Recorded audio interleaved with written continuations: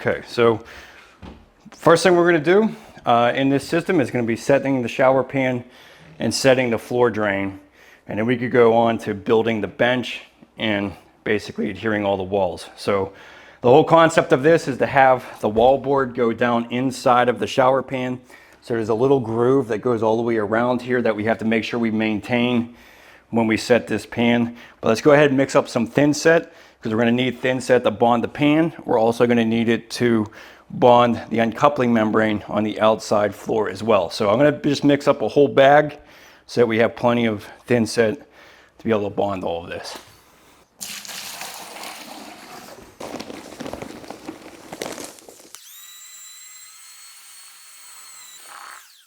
Okay, so we're going to let that slack for about 5 minutes, and we're going to go ahead and put our drain into position here. So this drain is really the simplest thing you'll ever install. It's actually kind of amazing, really, because there is no gluing this actual drain assembly to the riser pipe. Now we got to glue the riser pipe into our piping because we didn't glue it when we were installing it, and there's a lot of reasons to keep this out from being glued. One of them is actually installing the plywood and making sure that you have a 5-inch opening around your shower drain. So it does make it a little bit easier when you don't glue the riser pipe. But anyways, this is such an easy installation. So this little rubber gasket just slides into the back of the actual drain. Now there is a down indicator on here.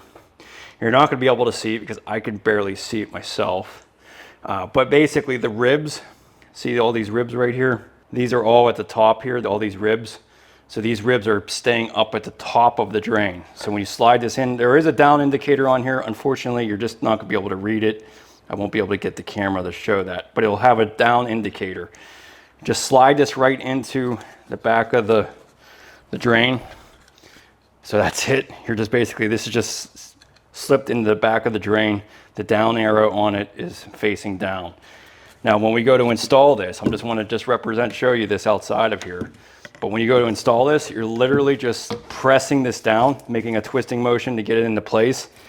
And that is it. It's basically like a shark bite fitting for your drain assembly. There's no glue, there's no nothing. It just sets right in, and that little ball, that little rubber gasket is going to hold it in place. And even if your piping was a little bit off of plumb, up to 5%, it can still make sure that it's not leaking.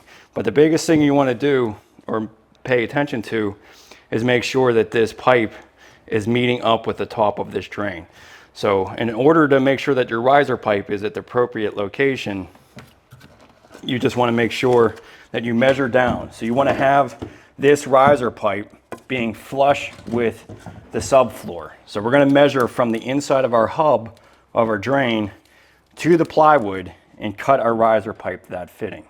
But you're basically measuring down into the hub, down to where that pipe is going to slide into that P-trap. So you can probably see it right here. Yeah, so this is going to go inside that hub. Typically your fittings go in about 3/4 of an inch. So there's a little lip on this trap that you slide into. That's where the stopper of that fitting is. That's where you're measuring to. And so we're measuring straight up to our plywood, which we're about 7 1/4. So we're going to cut our riser pipe 7 1/4. And the reason I'm cutting it outside of this is because it's nice to have a nice flush square cut. That's going to be really kind of important to have a nice flush cut so that it meets up with your drain properly. Now, if you already had your riser pipe cut, or already glued in, I should say, and it's just wildly hanging out of your subfloor, you could use a little jam saw and cut this level with that. That is definitely an option. It's just a little bit more difficult to get a nice clean square cut when you already have your piping already glued in. We're going to use a chop saw to make sure we have a nice square cut. And just make sure any of the burrs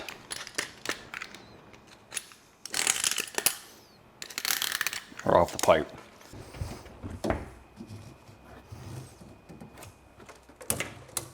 Okay, so right now I'm sticking up just a little bit, but that's fine because a lot of times you can't get your fitting to completely glue in.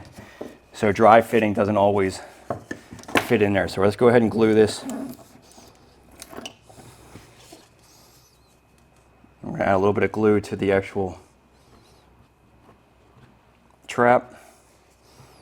And then we're gonna just grab some around the pipe. And I would just press this in, make a twisting motion, hold it for a few seconds. And then there you go. So now we're nice and even with our subfloor. Now, it does look like, let me put my shower pan back in. I might have to cut a little bit of this out because it doesn't look like my hole is completely centered here, but it could be the pipe. You do have the ability to move. A lot of this plastic piping, you do have the ability to move over a little bit. So we might be forcing this over a little bit to connect, but let me check out our pan to see whether that's going to be centered or not.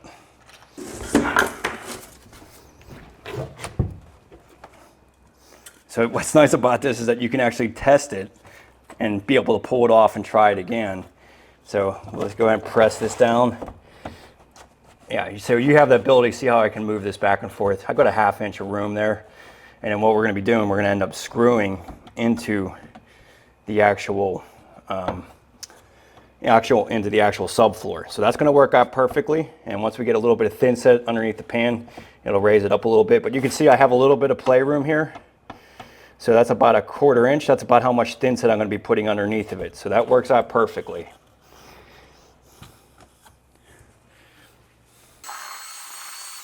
Let me just show you here. You can see how loose this is. It's kind of falling off of my trowel. You would not want to be setting tile with this. This is just way too loose. But that's kind of the consistency that you want for the membranes and the shower pan. You know, you just want it to be loose. Most of the problems happen when the thinset is too thick and it's not bonding properly, because there's a fleece on the back of this that thinset has to bond into. And if it's too thick, it won't actually absorb into this fleece and you won't get a good bond. So the looser the thinset layer, in my mind, the better it'll be. Okay, so tools to install this shower system is very basic tools. Other than your traditional drills and saws to be able to cut any of it, most of the time you're just going to be using a utility knife to cut any of the board. You're going to need a 1/4 inch by 1/4 inch if you're going to use the uncoupling membrane on the outside of the floor. And to set the pan, you'll need a 3/8 by 3/8 inch square notch trowel. So 2 different size trowels for that. It is really nice to have a sausage tube gun. This gives me the bigger cartridges of the sealant. A lot easier to use, but you can just get the traditional caulking gun with the regular 10 ounce tubes as well. But really, everything else really comes in the kit that you're gonna need. You know, you have your corner trowel, you got a regular trowel, it's got some cleaning wipes. They actually even gave you a little utility knife, so you don't even have to go out and buy that. And then this guy is a kind of a fun thing that makes it easy to connect that drain. You basically slide this in to pull the drain into place. You may or may not need this, but it is a nice tool to have just in case. But we're going to go through all the installations of all of this stuff, but they do have a mesh for the corners. So really, when it comes to the tools, pretty basic. Not a lot that you need. I'll leave a list down below of basically the main items that you need to be able to do this. Okay, so when it comes to setting the pan, it's gonna be pretty easy. First thing you want to do is just take a damp sponge, wipe down your subfloor. So this kind of helps prevent that thinset from being completely zapped out of moisture as soon as you set it. So just wipe down the entire area that you're going to be setting the pan, and then we can go ahead. So you can see how it's a kind of a flowy thinset. So take the back side of your trowel and work it into the substrate. This is going to help get better trowel lines.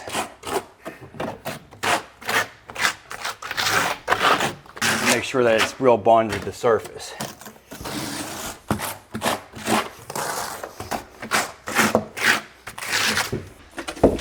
Just go ahead and basically put the back.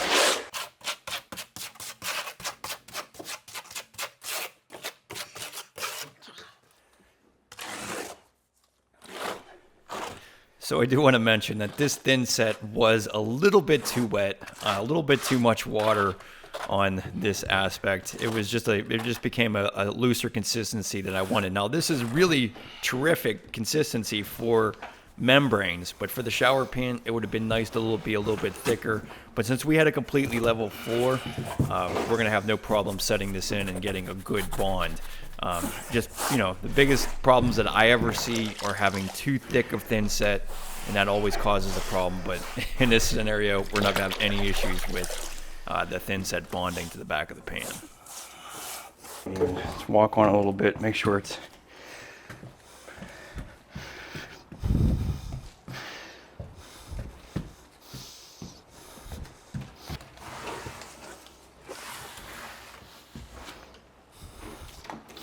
okay. Now the one thing I would make sure of is that your board is able to slide into the actual rabbet joint. So just take a scrap piece of this and make sure that this sits into place. You just want to make sure that these slide in, because if your wall wasn't square or something, you might have a problem with that. And it actually wouldn't be a bad idea honestly just to leave this in there while you build that bench. So I'll just screw this into place. Little piece here just to make sure that sits in place too. Yeah, so nice. So that's nice and tight, that's nice and tight. Now we got the pan right where we need it. Let's make sure that this, see all that thin set kind of oozing out of that corner there. Is that what you want to see? Yeah, you want to see, definitely want to see enough bonding underneath of it. So we'll just remove that excess thin set here.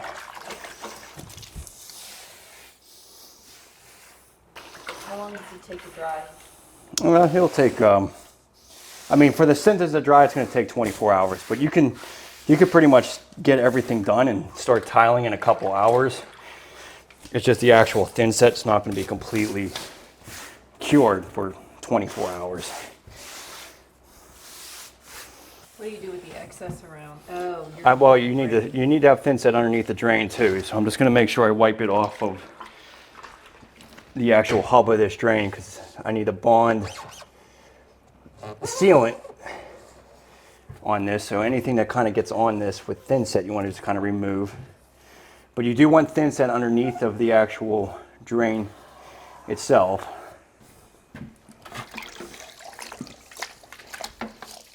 Okay, so now for the easy part, the drain. Now you just want to make sure all the thin set's off of around the actual hub here. I would just use a dry cloth and keep that kind of dry, because you want the sealant to bond well to this. So just take all that off of there. Make sure it's dry. Now you do want thin set underneath it here because it needs to bond. And then we're going to take the sealant and we're going to run 2 beads around here. So be generous with it, because anything that comes out of here we'll just be able to wipe off. So go around the entire drain hub here. So basically just filling this entire cavity.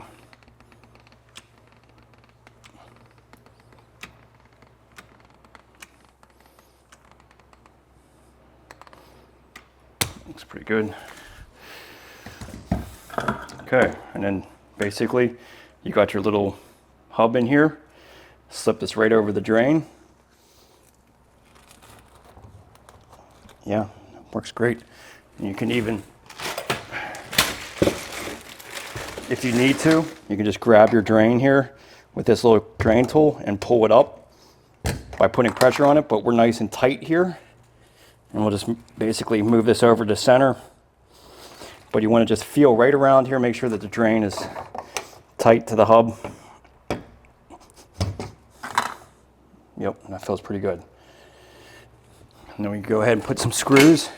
This is another really nice feature. This helps secure it straight into the subfloor. Just take a couple of the screws and just screw it right into the subfloor.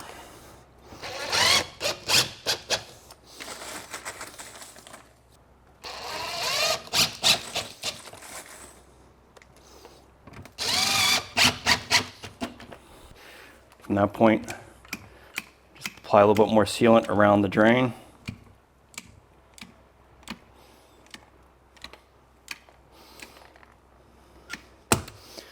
dot your little screw holes.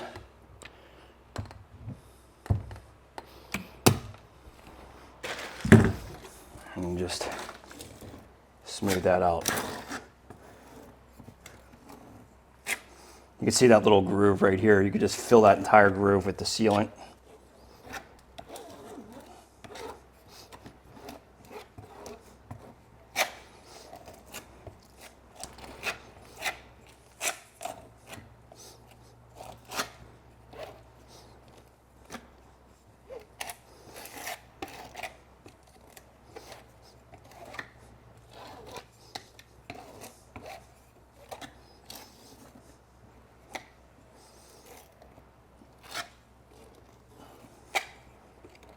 That's all there is to it.